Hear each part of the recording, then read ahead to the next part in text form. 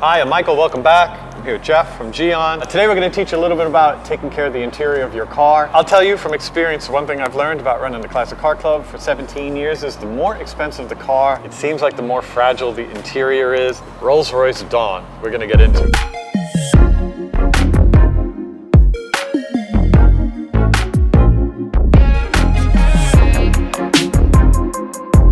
I actually thought that this interior looked pretty good. Yeah. You showed me. Yeah, until we looked at it. Right? Shane's already at it because it takes a little bit of elbow grease.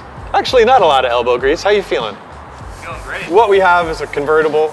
The top's always open. It's exposed to the elements. We drive these cars. We're in them. We're in the sun. We're hot. We're sweating. Sounds kind of gross. All this really occurred to me today. As you mentioned, people are the contaminant of the car. So your lotion, your cologne, soaps, body oils, and this leather, especially high quality leather, it's soft and supple and it just acts as a sponge. So the biggest indicator, even if your seat doesn't look dirty because you spilled coffee on it, shiny. Shiny leather is dirty leather. That's the thing, I genuinely didn't really understand that. I always thought, oh, it's got a good coating on it. It's protected, nice but sheen to that's it. just, that sheen is the equivalent of gross. The yuckiness that it has absorbed. And that makes sense. And we talk about, in other episodes, we've talked about the paint having pores and the paint breathing. And that's all true. But this is actually even more organic matter. This used to be a cow. And modern leathers, you know, we're past the times, you know, of conditioners and keeping them moist. You know, it's keeping them clean. Step one, nice flat satin look to the leather means it's happy and healthy. And then putting something like leather coat over top that just helps it not absorb that funkiness. Like the clear coat on your paint. Just like a sealant for the paint. Yep, it's all pores. How do we keep contaminant out of the porosity of these finishes and treat each one accordingly?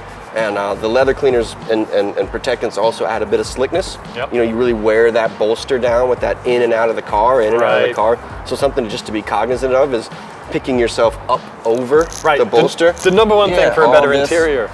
That little scuff, you know, it's just every day, just pick yourself up, and you'll save that wear and tear Work the hugely. core, people. Work the core. We're gonna play with the Leather Kit Mild, which is a really cool little box set from GYEON. Comes with the cleaner, the towels, the little leather brush, leather coat protectant, and the microfiber applicators. We do everything we need to do inside the car, and we'll walk through it. Great. Let's see what Shane's doing. Cool. A couple of minutes ago when Shane started, we just threw a bit of painter tape down on the center console here. We used a little bit of the mild leather cleaner just on the front piece here.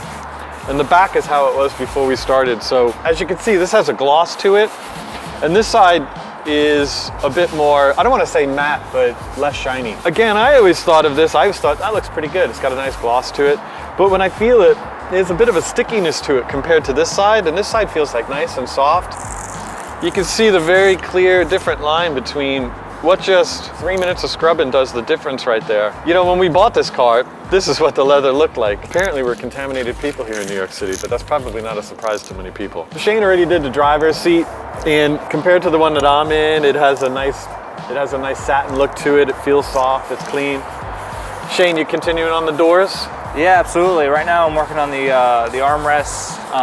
As you can see, it's already starting to foam up, but the key here is really not to be too aggressive, just real easy with the agitation. You know, the kit comes with this soft bristle brush, which is great on these leathers. Not too invasive and just what you need to kind of pull up all the oils.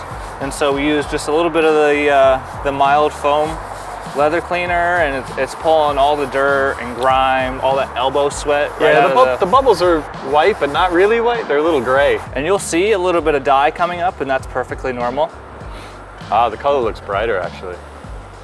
Oh yeah. The other thing I really didn't think about when you think about the oils and the oils in our hands and in our skin and the human being the contaminant, that would make the steering wheel the equivalent of a New York City subway pole, right? And actually looking at the steering wheel, it's the glossiest part of the car. I mean, you'll even see like dark spots in the blue leather. Yeah. And you can get it, so this is black piano wood, this is chrome. Chrome we have and so plastics. many different materials here. And even more like hard, plasticky leather there. And you can spray the cleaner all of it. It doesn't really matter, does it?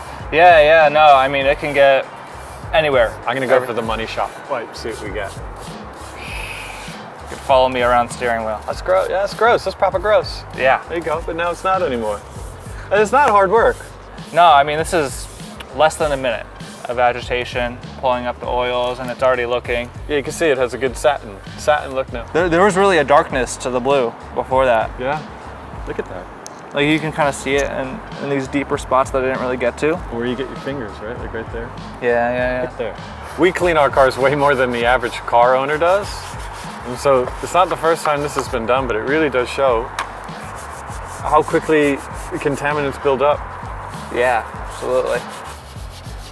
How annoying is it having somebody wipe off a steering wheel as you're cleaning it? It's great. Well, actually, I don't know where you've wiped, so I am redoing, but I can see where I've cleaned. A few interior tips for you. So if you look at our rags, there's a lot of blue on them. There's also a lot of dirt. See all the dirt we pulled up? But clearly we pulled up some of the dye in the leather. Every leather seat in every car is dyed. It's not natural car color. There's no blue cows out there. This used to scare me when I was washing cars earlier on in life. Truth is, everything's over dyed. You're gonna pull up a little bit of color. It's no big deal. There's plenty more in it. In fact, the blue inside there is so much more vibrant since we've done this, so you don't have to worry about that. Next thing is, this is a convertible. So a lot of you have convertibles out there. You're in places like Florida, it's hot. Real heavy UV rays baking that interior all the time, and you know what that leather feels like after it's been in the sun for a little bit. What Shane's doing now, he's applying some coat, in this case GYEON leather coat, and that's just a coating that you put onto the clean leather, and it does a couple of things. The first thing it does is it helps reject all the dirt that we're going to put on it in the future. Second thing it does is it gives it a nice coat for that UV ray, protects it a little bit, keeps the leather more subtle with a B. The other thing it does is, you know when you slide into your car and you have your jeans on and you get that dye transfer from your pants onto the car and your lighter interior starts to look a bit dirty. This will not only reject that color, but it'll also give the leather a little bit more sheen, so you slide into it rather than dig into it. And that'll help keep the color of your pants transferring onto your seat. So, top tips.